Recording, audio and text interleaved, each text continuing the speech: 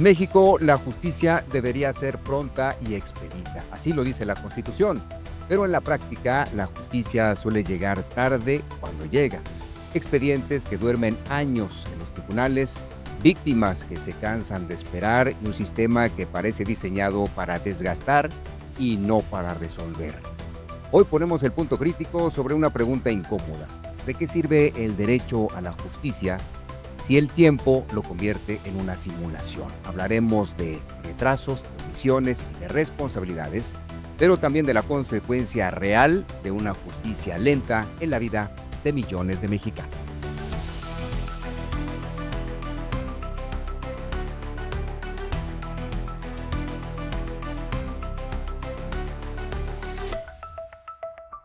Bienvenidos a Punto Crítico, el podcast. En esta ocasión me acompaña mi querido amigo Héctor Molinar. ¿Cómo estás? Muy bien, mi querido caballero de las noticias, Alejandro Velasco. Me da mucho gusto saludarte en este podcast de Punto Crítico. Bienvenido. Hoy vamos a tratar el tema de la justicia pronta y expedita, pero me gustaría a ti preguntarte, como un experto en el derecho, ¿qué significa esto de justicia pronta y expedita? ¿Qué entendemos por eso o debemos entender?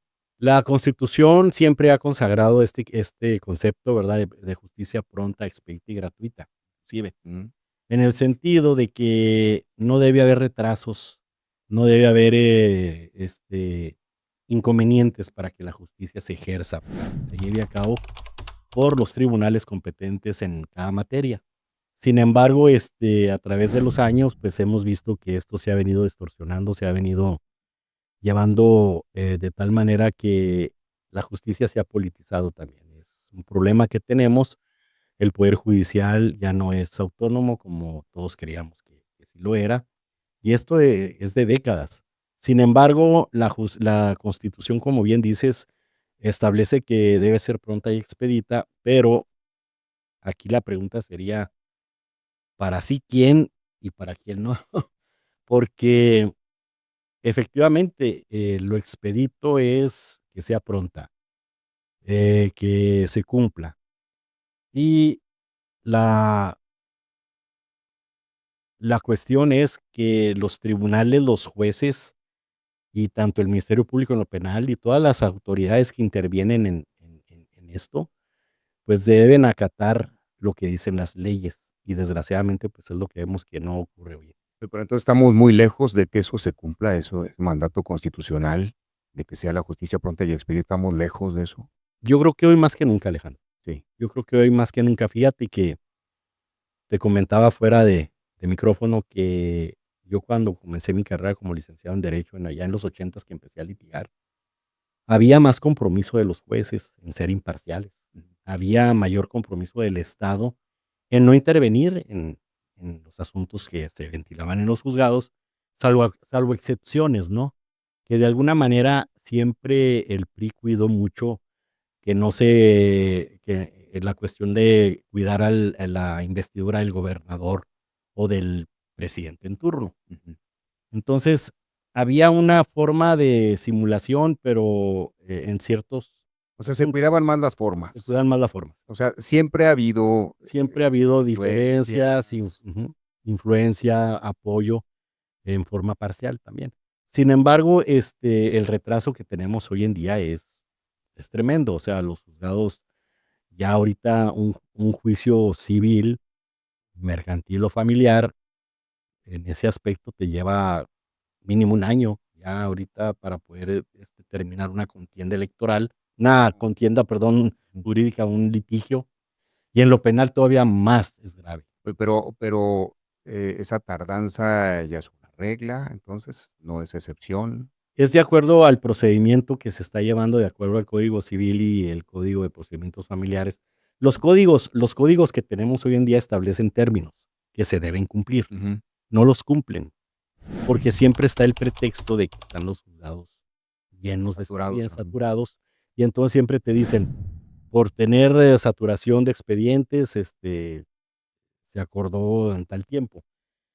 Oye, Un pero a ver, acuerdo debe ser en 3 días. ¿en qué momento te informan a ti que se pospone a lo mejor la audiencia, con tiempo? Te dicen, o tú llegas y no sabe qué, Al momento mismo de la audiencia, o un día antes. Cuando tiene cierta decencia, podríamos decir, o El criterio, el juez o la jueza, pues, te avisa un día antes, oiga, se suspende mañana, sale y acordado, no venga. sé, ni venga. Pero a veces ya estás ahí en la audiencia y dicen, pues mire, estamos ahorita, como usted sabe, está el juzgado saturado, ya llegaron las partes y todo, bienvenidos, qué bueno, y hasta inclusive algunos tienen el descaro de que te posponen la fecha, pero dicen, no tiene que firmar nada y váyase, o sea, hay abogados que lo aceptan, yo Palabra, no, a mí me molesta mucho eso. claro. Dice, ya se pueden retirar, para tal día nos vemos. Y luego el acuerdo al día siguiente que sale acordado, dice, en virtud de que no se presentaron las partes, Ah, mira, este juzgado pospone la audiencia para tal fecha. Entonces, ¿el juez qué hace? Se ampara. sí. De alguna manera, ante del tribunal de disciplina, que es ahora, dice, no, pues mire, se abrió la audiencia, pero Vinieron, no vinieron. Y eso es falso. O sea, por eso tú sí sí, prefieres. yo sí le digo, levante el acta de que sí estamos aquí y yo quiero firmar esa acta porque yo no, si no se firma esa acta. Mm. Porque se molestan, hágalo. Porque así están acostumbrados. O sea, ahora que entraron los nuevos jueces y juezas, eh, algunos que son de los que estaban, pues lo siguen haciendo y los que llegaron nuevos, pues están aprendiendo. Tengo la experiencia, por ejemplo, de un juez que apenas está aprendiendo y entonces te pospone las audiencias manejando criterios de que no tiene tiempo, que la audiencia no se va a poder celebrar por la saturación del juzgado, etcétera, etcétera. Hay muchas maneras y están haciendo las cosas así. Entonces, Pero no ves mucha diferencia. no, si la gente cree que un juicio va a ser rápido o va a ser una justicia pronta y expedita, no existe ahorita eso. Oye, hay casos donde esta lentitud no es casual, es parte ya de una estrategia, o es debido a la gran saturación que tienen de trabajo. Pues fíjate que las dos cosas.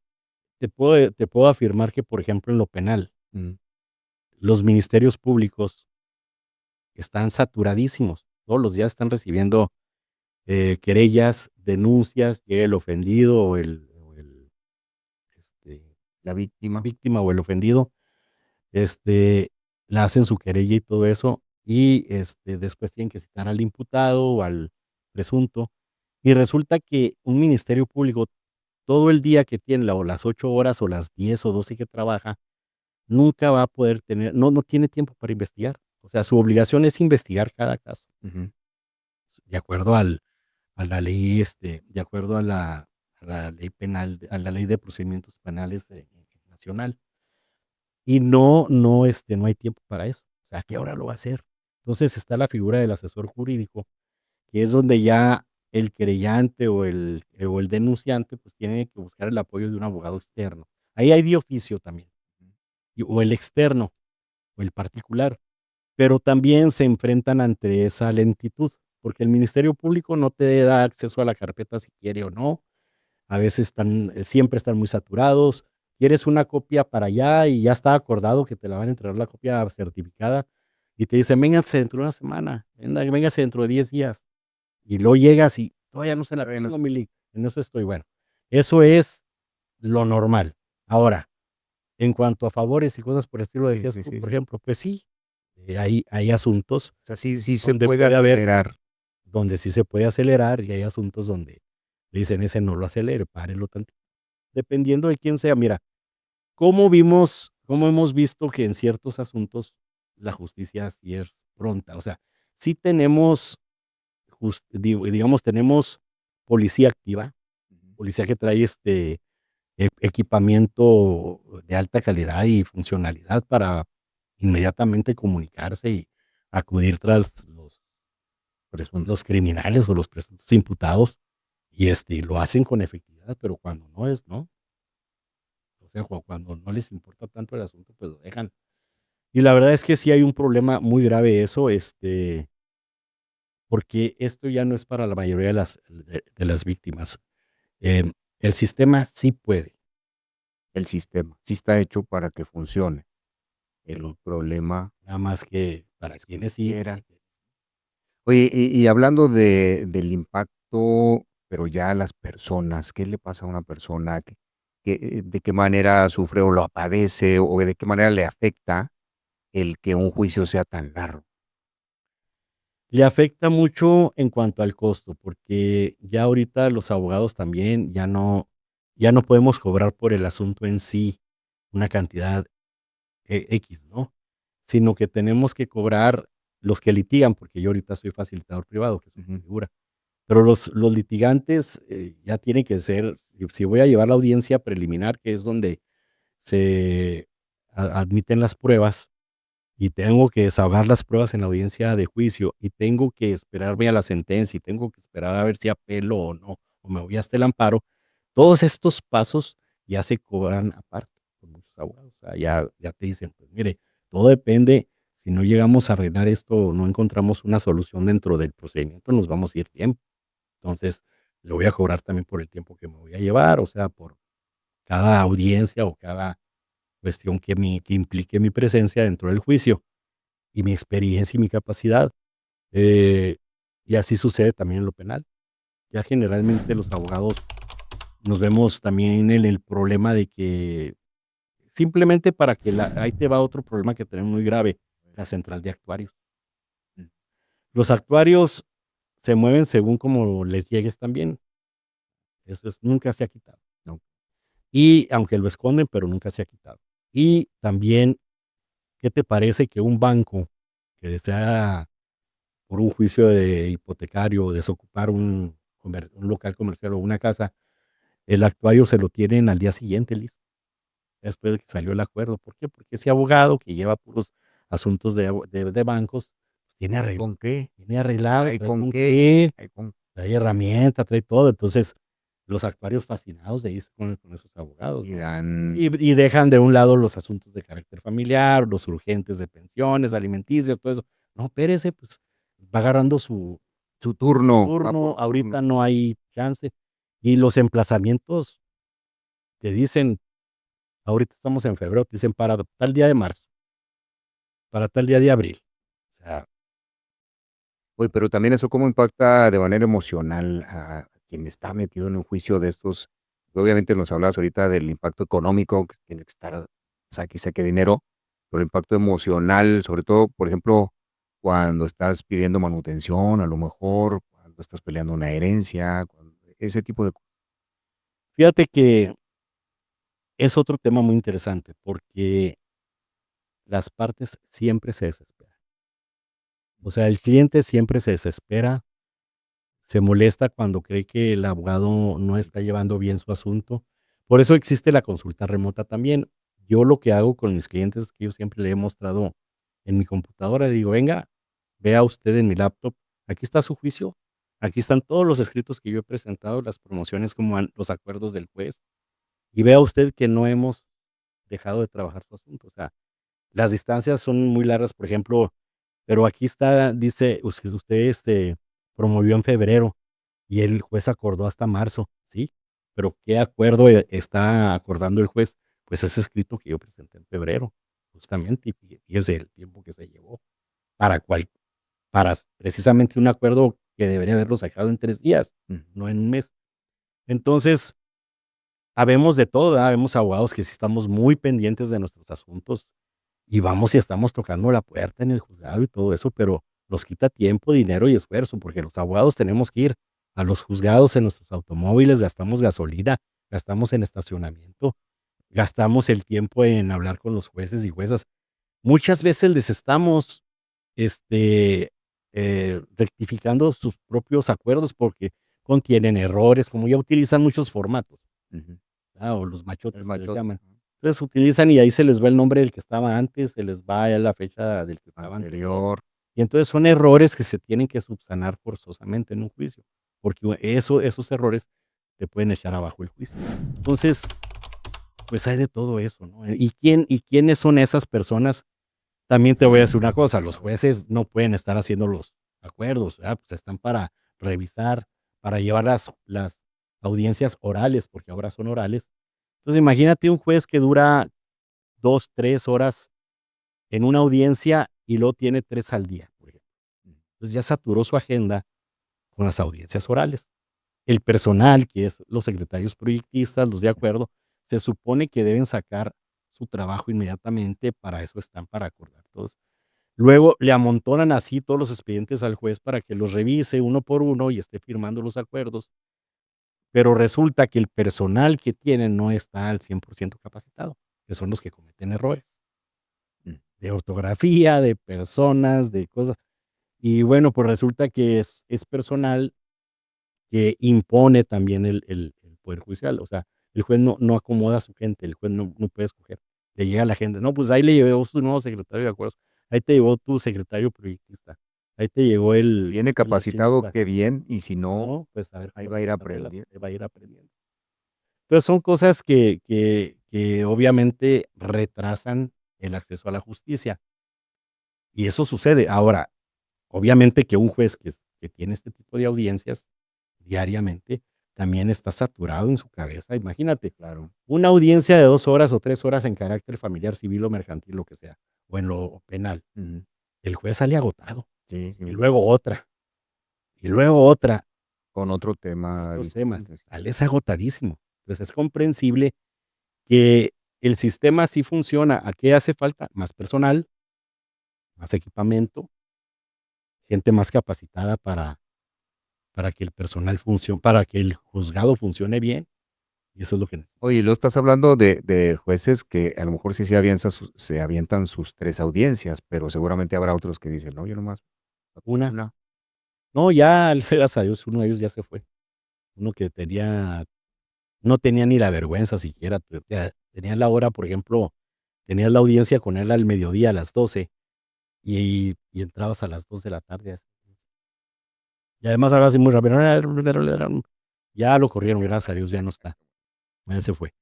Pero sí hemos tenido de esos también. O sea, jueces que notas que además no traen la capacidad, no traen la experiencia, no traen todo lo que debe tener un juez para que haya acceso a la justicia verdaderamente y ejerza jurisdiccionalmente hablando el poder que tiene o la facultad para resolver una controversia.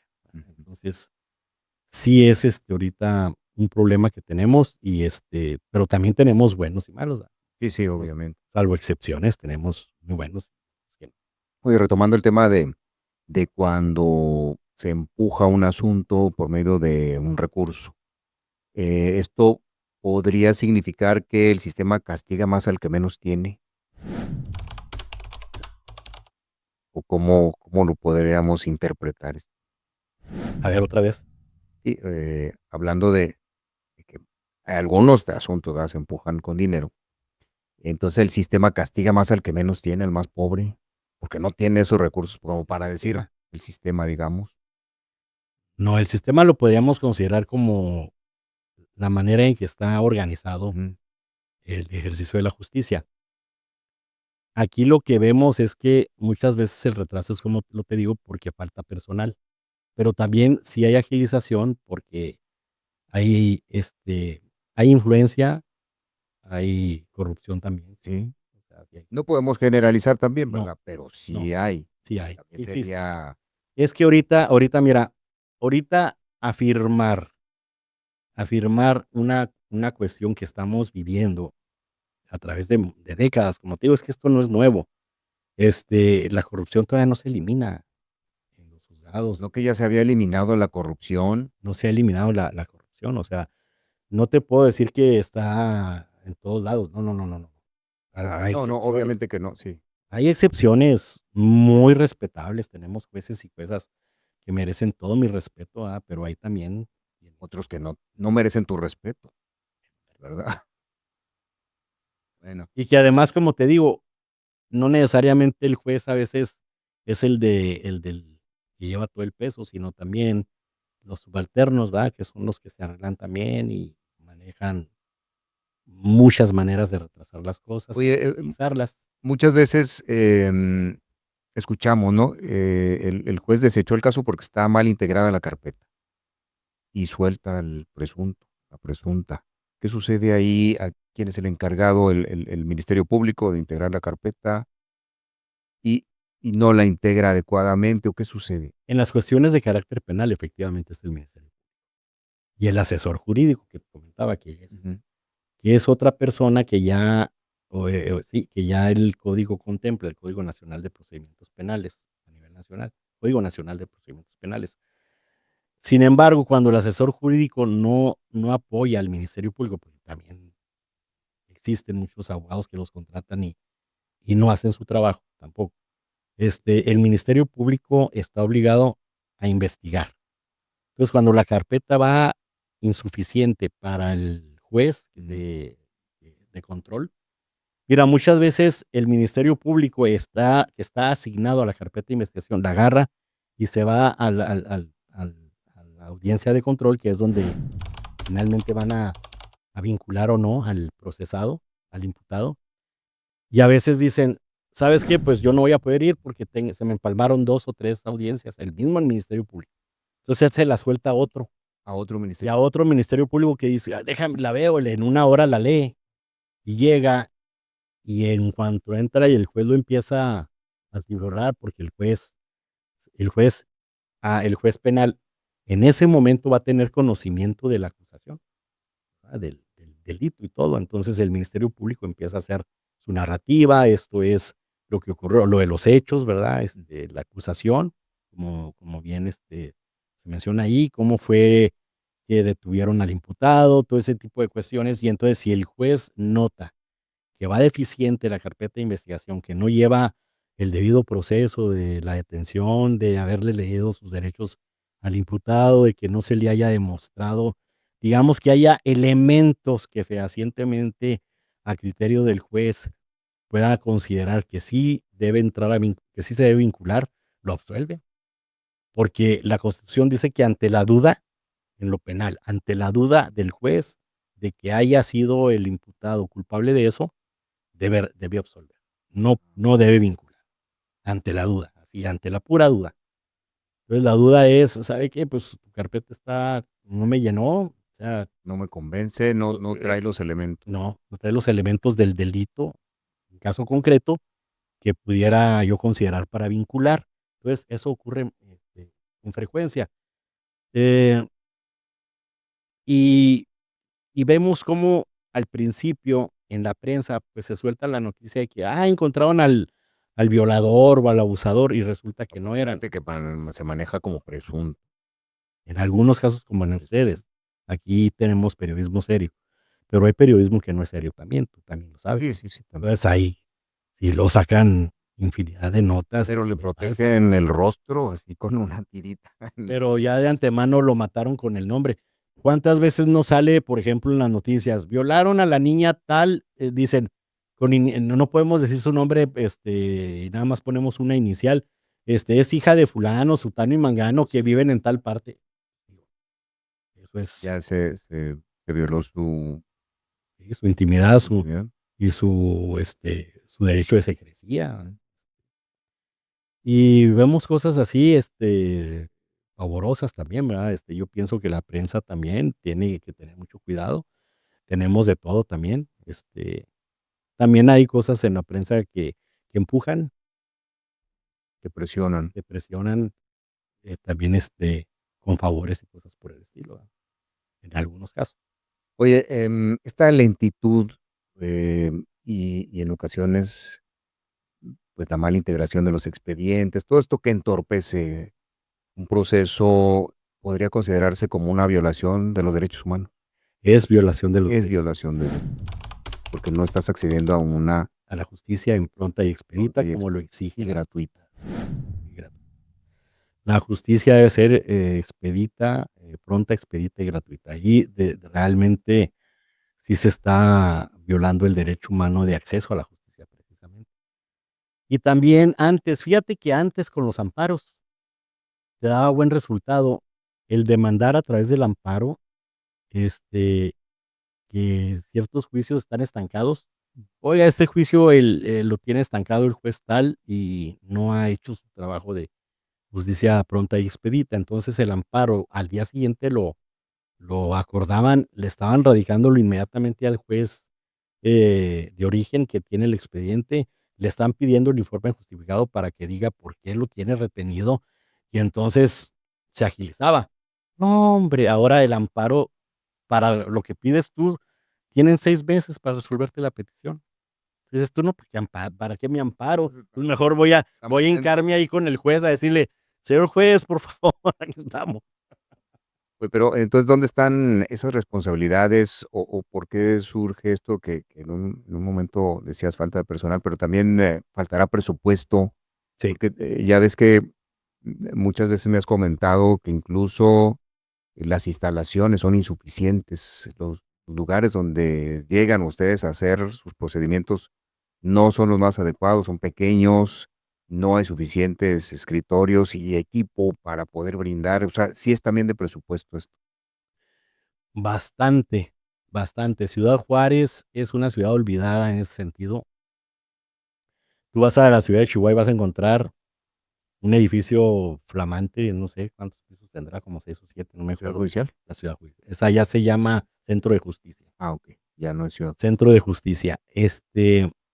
Súper amplio, súper bonito, con estacionamiento y todo. En Juárez, estos juzgados que tenemos en lo familiar, civil y que está la fiscalía también ahí, la Fiscalía General del Estado, se construyeron en la época de Francisco Escobar, en 1986, Ujú.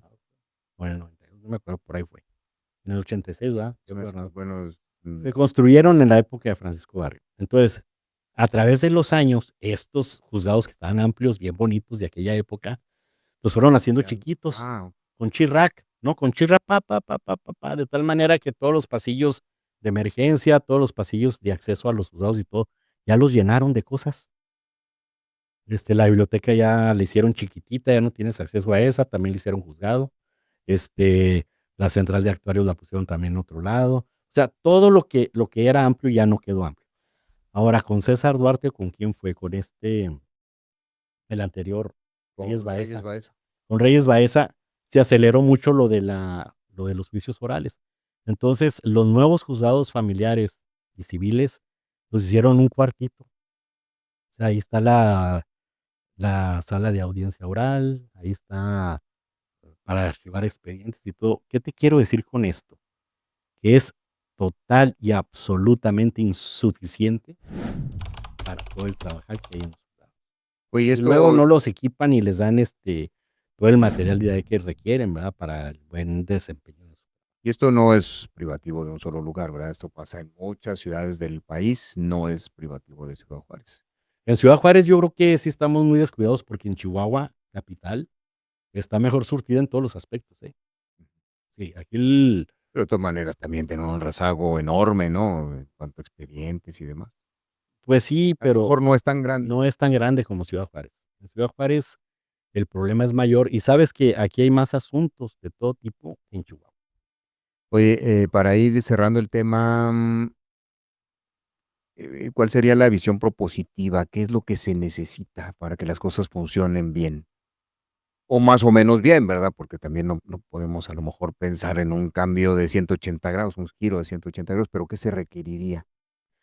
Que el Poder Judicial se aboque al 100% a ya de alguna manera tenemos con Marcela Herrera, creo que se llama la, presidenta del Tribunal Superior de Justicia, hemos tenido accesibilidad a ella en ese sentido,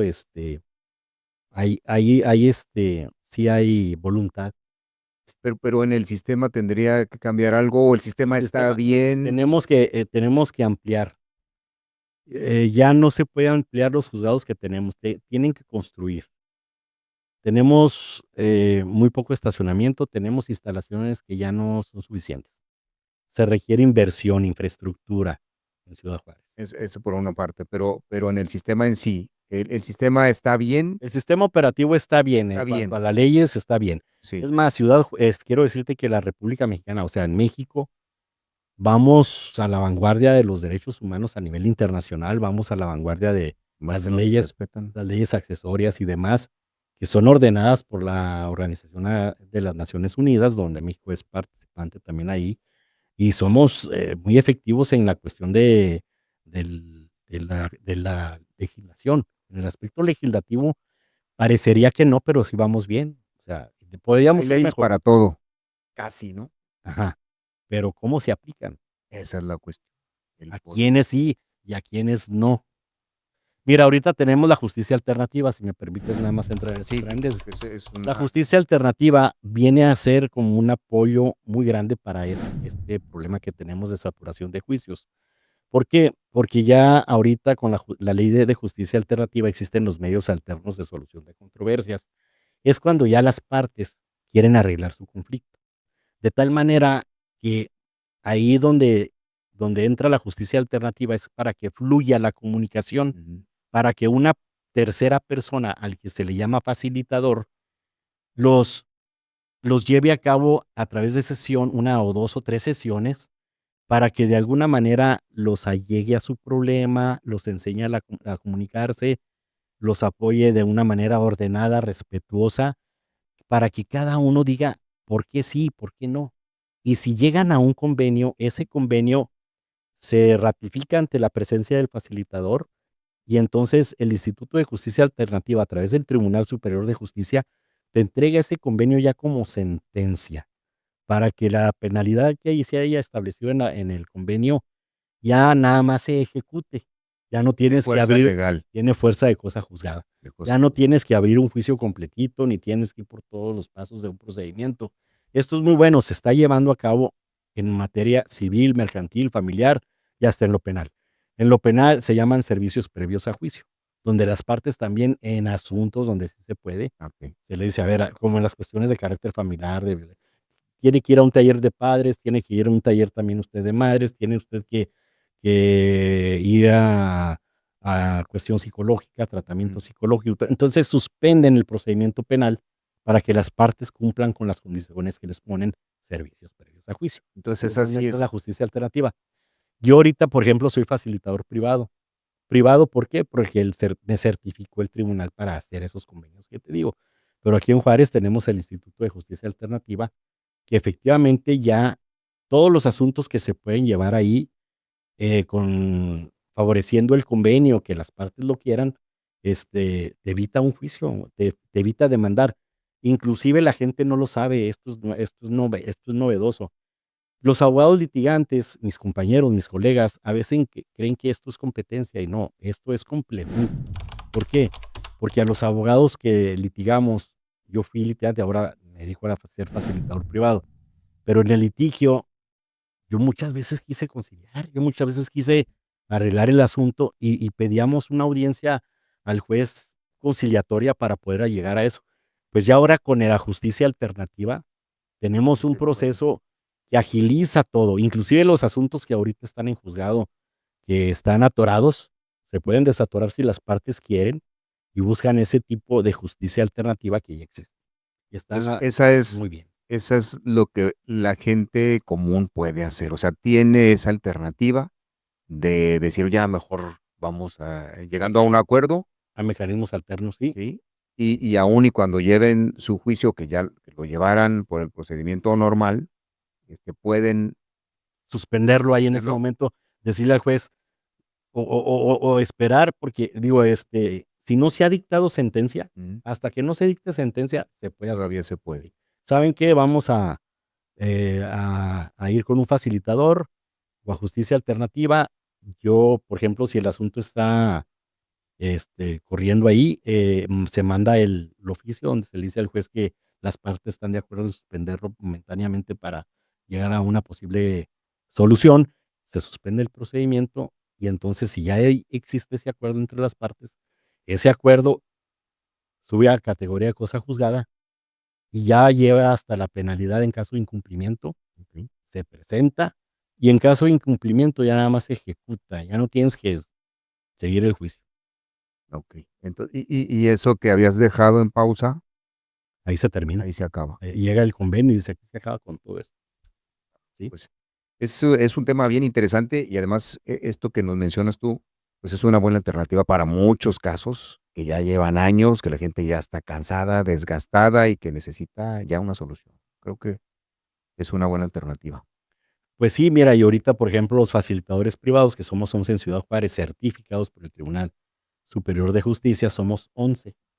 ¿Por qué? Porque, pues, es un procedimiento por el que pasamos también nosotros, para que nos otorgaran esas facultades, tuvimos que pasar varios exámenes, tener especialidad en gestión de conflictos y controversias y en la cuestión de la especialidad en gestión de conflictos y solución de controversias, la especialidad que fue de 2 años y aparte, le los exámenes que tuvimos que llevar a cabo de la prac del el psicométrico, el práctico, el psicométrico, el de conocimientos Ujú. escrito y aparte el práctico. Práctico. Entonces, ante esa situación nos otorgaron la certificación y a través de esa certificación nosotros podemos elevar el convenio a cosa juzgada.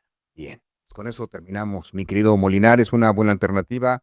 Sabemos que la justicia pues no es pronta y expedita, pero hay alternativas en donde Sí, en algunos, en ciertos casos, se puede aplicar este procedimiento que es mucho más rápido y que las partes, a final de mucho cuentas, más barato. mucho más económico. Muchísimas gracias, mi querido Molinar. Muchas gracias, Alejandro Velasco, te agradezco mucho.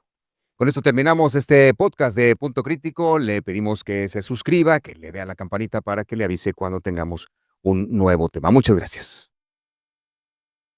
Las opiniones expresadas en este podcast son responsabilidad exclusiva de quienes las emiten. No representan la postura ni valores de Net Multiforos.